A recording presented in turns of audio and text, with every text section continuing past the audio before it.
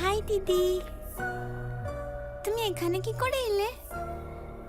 আমাকে দেখতে এসেছো, কিন্তু কেন? এখন যদি কোথাও যাই মা রেগে যাবে। মা এত তাড়াতাড়ি ঘুমোয় না, দাঁড়াও দেখে আসি।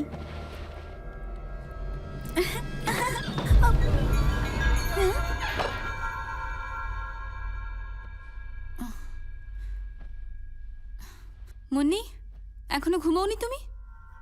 তুমি কাল আসতে পারবে? কালকে খেলবো।